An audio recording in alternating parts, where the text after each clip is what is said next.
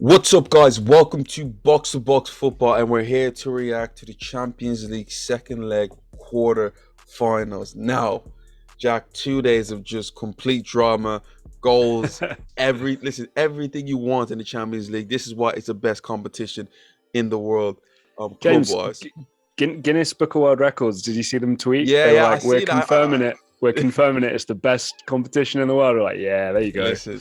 So, guys, let's move over to the Bernabeu to talk about Real Madrid against Chelsea, where Real Madrid narrowly in extra time going through against Chelsea. What was the score again? It was 5-4 in aggregate, and also in the second leg, it was 3-2 to Chelsea. So Chelsea scoring 3 straight goals, looking like they're going through, Real Madrid pulling Right. Rabbit out of the hat again. But Jack, how do you feel about this right now? And were you shocked by how the whole second leg went?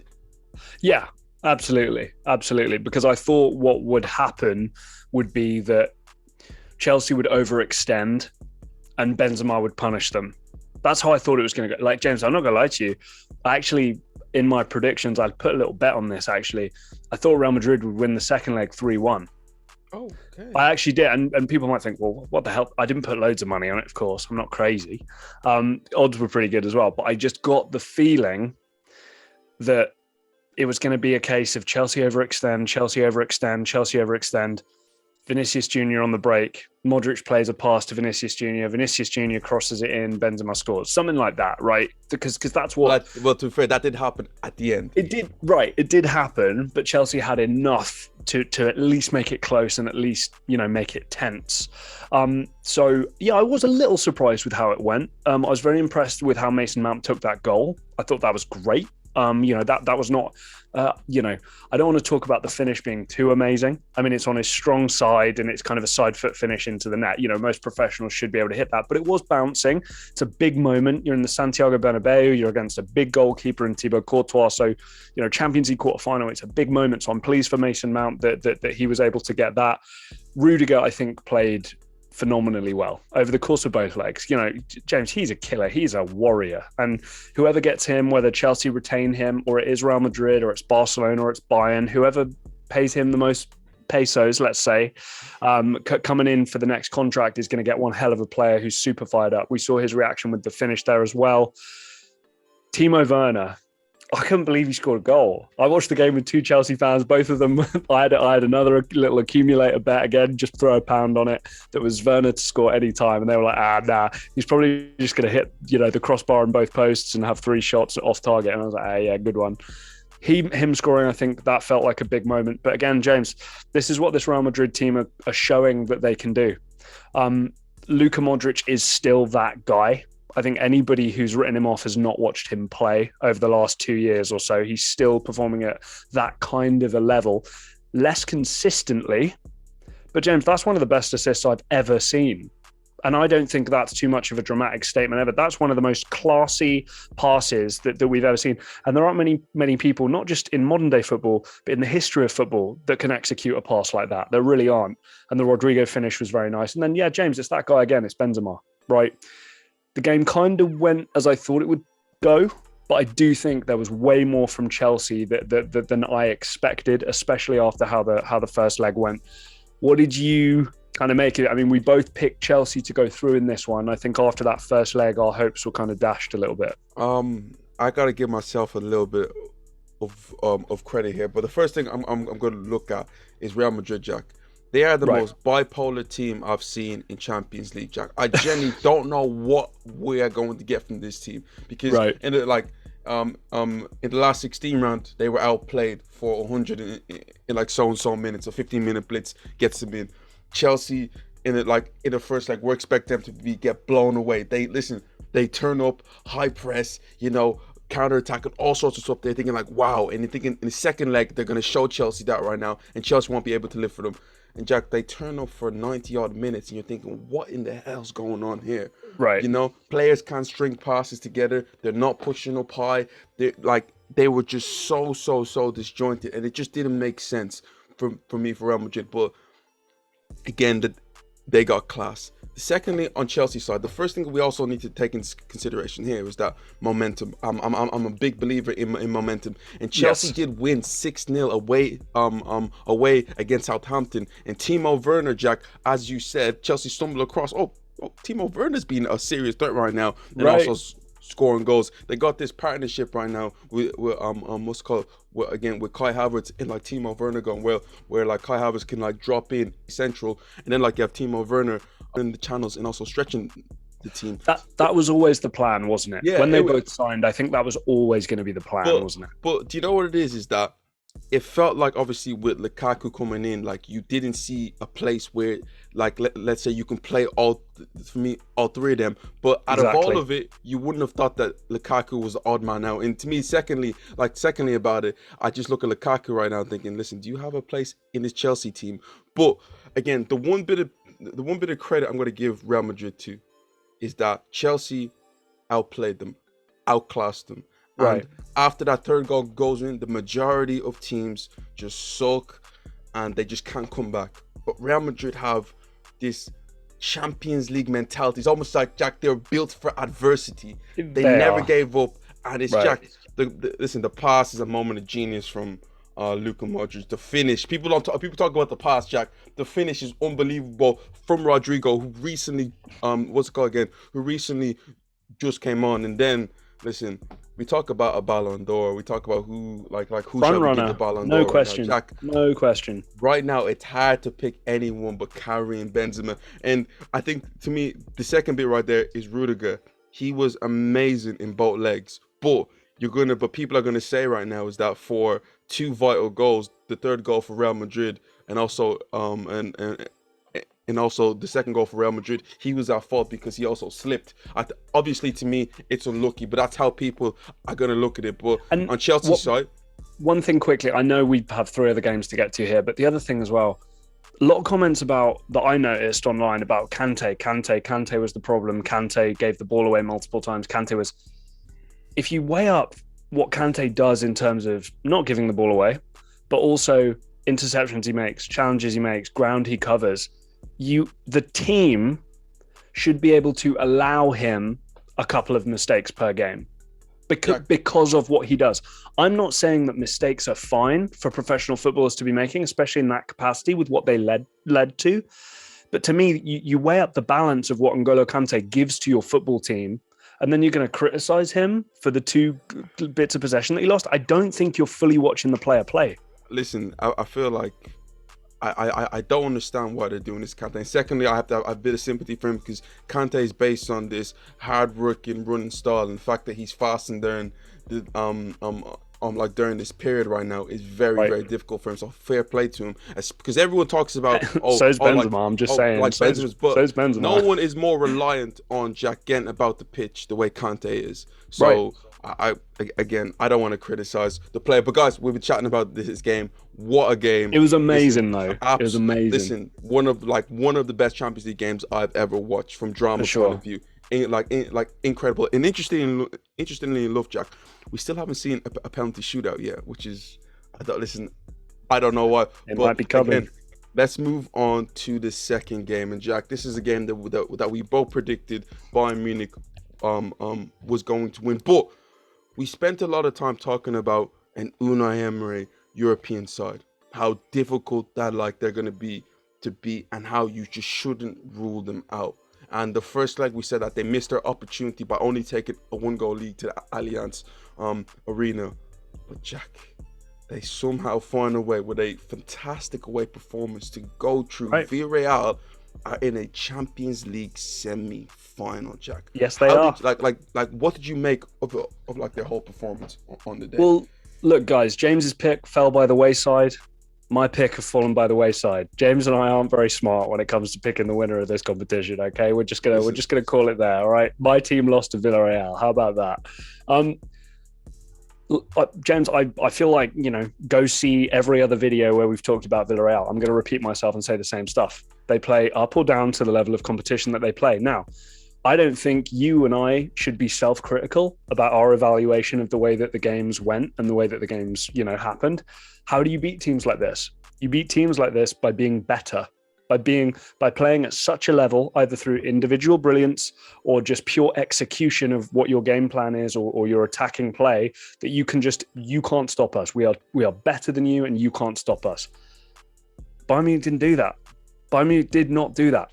Robert Lewandowski scored a goal. Hey, that's fine. That's absolutely fine. But James, I'm looking right now at 23 shots, 4 of which were on target. That shows me that that's not a team creating clear-cut chances.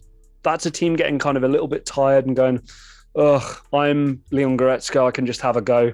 I'm Lewandowski, I don't even have half a yard, I got quarter of a yard, I'm just going to have a shot. Oh, I'm Thomas Müller, I will give it a go. And Villarreal, when their one opportunity came up, I believe a Nigerian guy, right, James? Samu Chukwueze, who has a big future ahead of him for sure, especially scoring goals like at that level. I'm not messing with the Nigerians right now, so yeah. They missed out on the World Cup, so. But in terms of levels of importance, in terms of goal scoring and stuff, huge for his career. Yeah, James, it's a huge shame. You know, I really thought that Bayern would have done it this year. I thought that they had everything kind of going in their direction, especially with the way your best player is playing. You can, really kind of, he can carry that football team, but it wasn't enough. Fair play to Villarreal. James, they deserved this. They did. It's not pretty. We'll get onto a game in a couple here that was also not pretty, but sometimes these teams, by pure tenacity, spirit, you name it, this is how they do it. And again, going to our point, what do you guys want Unai Emery and Villarreal to do against Bayern Munich? You want to do some Pep Guardiola, Barcelona tiki-taka, some Jurgen Klopp gegenpress stuff? It's not going to happen, guys. This is the only way that they're able to win these matches, and they have. But Jack, it wasn't even a thing where it wasn't pretty. Jack, they went there to defend in a structured way and not just sit back, Jack. They also created some great chances, in the game. The one thing I'm going to give big credit to Villarreal for is, Jack, it's very easy to get overwhelmed in it. Like, think about it, in the Allianz Arena, Bayern Munich, crowds going crazy. It's constant pressure after pressure after pressure. It's very easy to get overwhelmed, but Jack, they stood firm the whole time. In fair play to them, because Jack, they defended the wide areas, defended crosses, and also at times, Jack, they also played the offside trap. Did you see that great video of them, like, from Bayern Munich, free kicking, like they all got out, Bayern Munich was caught offside. The one thing I feel like for Unai Emery, like, he would have been disappointed how, like, they conceded their goal, because think about it, they end up conceding their goal off a turnover from their own player. Fantastic transition from Bayern Munich into Lewandowski goal. And I think if you're like Unai Emery in that situation, you would expect to concede for maybe a ball into the box, Bayern Munich making 4 or 5 great passes and like cutting you open. But like, for them to concede in a manner that they did would have been really disappointed for them. But the one thing I liked about them, Jack, is that they didn't just sit back. They kept on going forward. The same guy, Jack, to be fair, the same guy who made the mistake was able to make a forward pass. They were, I'm thinking about it. They go through in, what's it called again? Chukwueze scores. Listen, this team is not a team to be played with. Yeah, Samu Chukwueze as well was a substitute. Managers make substitutes. Now, don't get me wrong. I don't believe in this whole thing of like, it was a great substitute because he scored or assisted. Guys, football is way more complex and big than that. But it does prove a point that when they needed a goal or when they needed something to happen, it was the right guy that he brought in at the right time. And James, one thing I'll quickly mention, a lot of people who think that this is the most wild underdog story ever, Geronimo really is a good goalkeeper. I'm not saying it's much better than Manuel Neuer, but at this stage of Neuer's career, somebody like that is certainly on the up compared to somebody like a Manuel Neuer. Pau Torres has been linked with massive Premier League clubs and big European clubs across Europe. These are experienced midfielders: Coquelin, Dani Parejo, Etienne Capoue, Giovanni Lo Celso, Gerard Moreno up top. Albiol has so much experience. This is a knowledgeable, experienced football team.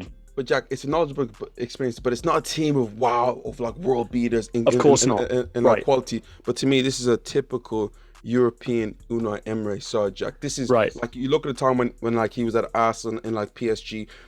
It's hard to get top quality players to buy into like a system like that and think about it, be resolute. But when you get some guys who, let's say, might not be as talented as, let's say, your PSG players in like your Arsenal players, but also willing to buy into a system just to get a result. To me, that's where Unai Emery is to me at his best. And again, Jack, listen, they've done Juventus. Yeah, they've done Bayern Munich right now. And like in the next game against Liverpool, Jack, you don't want to bet against them because you just know that, listen, they can trouble any team. They're a serious threat. Well, James, and a final thing, and maybe this will lead us into our next set of games here. You know, I thought about this. If the time comes at any point, maybe when Diego Simeone is about 84 years old and he decides to leave Atletico Madrid, I can't think of a better man to take the mantle than somebody like Unai Emery. You know, in terms of stylistically, in terms of what the fans are used to, what the squad's used to, the culture there, I just think that you know, that might be a good transition. And credit where credit's due for him. It's good to see. I know it's a different style and it's not the most appealing to watch, but there is praise to be had there. There really is. Definitely there. But again, let's move on to Manchester City against Atletico Madrid. Jack, you talk about Beauty and the Beast, and oh my days. Like, I don't even know, like, is there really things to really analyze about this game, Jack? I just felt that this was just more about Atletico Madrid just creating a scene and trying to create late drama at the end to kind of catch out Manchester City. You could see that they were just trying to draw Manchester City in with little kicks here and there, complaining Simeone was getting the crowd involved, all sorts of stuff there. And fair play to Man City, not actually like getting involved in that sort of stuff there. But right. I didn't see much football, Foden got close a couple of times. Pep had to keep talking to him through those last 15 minutes to be like, hey, listen, they don't like you because you're good at football, but let's not get you sent off, please. Like, he had to keep his eye. Look, James, what I'll say from a tactical analysis, because I think this will be the fastest tactical analysis part of any of these games. It was interesting to me, Atletico Madrid from the beginning did come out a little more than I thought they would. The defensive line wasn't super high, but I thought the press was pretty high. So they did allow a lot of space in midfield, which I thought was risky to begin with. But I think what Simeone wanted was a little bit of discomfort for Man City in that first half an hour or so. I don't think he wanted to try and win the game in the first half an hour, but I think he wanted to be like, look, we're not just going to do a bank of 4 and a bank of 5 and just try and see what happens here. What we're going to do is make you feel a little uncomfortable for half an hour, make sure we're still in the game after half an hour, and then we'll kind of go from there. Obviously, the moment the 70th minute rolls around, I think it was 69 minutes and 42 seconds, and I called this entire game. I predicted nearly everything that happened in this football match with my housemate. I just said, this will happen at this point, this will happen, and they all did, because it is super predictable. But the attacking substitutes start to come on. We start to see the little nitpicking and stuff going on. I thought the refereeing was abysmal across the board. And again, it wasn't just this game in particular. I think it speaks to football as a whole. And maybe this is a conversation for another day or another video. James, those dotted lines that the managers have to stand in, they're there for a reason. If you're warned about being out there and then you do it again and you don't get booked, they're just going to keep doing it. They're just going to keep doing it. Well, Simeone had to... He had to be on the pitch, though, James, to get criticised. It wasn't a case of he was shouting at the linesman 20 yards outside of his box or in Pep's box, basically. He had to... And I just think that Foden was bust open, James. I don't know how in the fourth official thing it's not at least a yellow card, or at least you get the ref to go and look at it. Because seriously, a coming together, you'd call it, fair enough. The only person who knew they were coming there was Felipe. So that was poor. There were a lot of things that were let go, which for me, in how I like my football, I was really happy with. I was, because I like it when stuff gets let go. But the consistency of refereeing is above anything else. Whether it's very, very strict or not very strict at all, the consistency is the most important thing. And this game did not show that. And that's why it got out of hand at the end. James, 9 minutes of added time, James, 9. But Jack, I feel like the referee also knew that, listen, you're coming into... this culture right now. Nest. you know, this is Atletico Madrid. You know how crazy they can get. You know how crazy Simeone gets in, and I also do feel like he tried the best to kind of let the game flow. You know, and to be fair, at the same time, you could say that could work into Man City's hands. But Man City did get rhythm, but I never felt that they were able to like get going. You know, like it was like a 15-minute spell where Man City have pinned them back. You know, they're moving the ball side to side, and then they're making it difficult for Atletico Madrid. But I felt like from minute 1 to minute 90, Manchester City managed the game well. They knew that them first 15 minutes, it would have been difficult. They're going to press high. They faced that. You know, after that, the next 25 minutes, I felt they bossed it in like, to be fair, they should have took the lead. Gundogan hits a post. I did get a little bit worried when I seen Kevin De Bruyne go off, because it brought me back to shades of last season in the Champions League final. Once, like, De Bruyne went off, City kind of lost that bite going forward. James, it screamed to me injury, though. Or not injury, niggle or irritation. It didn't scream to me like Kevin's having a bad game or Pep doesn't like. It just screamed to me like, okay, something's up. This is a marathon, not a sprint. The season, you know, they got some big fixtures coming up. They got titles to try and win. They got cups to try and win. Let's make sure that a slight problem against Atletico Madrid doesn't turn into a season ender for De Bruyne. But again, for me, for Man City's point of view, this is great for the European pedigree. The fact that they were able to face competition like that, where it isn't about sometimes how great of a football team you are, it's about managing a European situation where a team is almost going to try to bait you into making that mistake, and they felt dealt like a with that Classico, well. James. Didn't it feel like a Classico? It really did. Felt like a throwback Classico. You know, honestly, got to certain points, but Manchester City are true. Thank God Manchester City are too, because as cool as Atletico Madrid is, I don't think I could deal with watching another 100 and something minutes of that, from the point of view of, like, it's just it's not even the football, Jack, it's the antics. It just gets a bit to me at times, so I'm glad to see them gone. It's good drama. It's great drama, but it's not football. It's not what we want to see. You know, no. It really isn't. And you know, we want to see, it doesn't always work out this way, but we want to see the two best teams play each other at the end. And I think any final involving Atletico Madrid would not have been that, sadly. So let's just move on to the second game now. This game was a bit more predictable because we kind of expected one team to go through, which was Liverpool.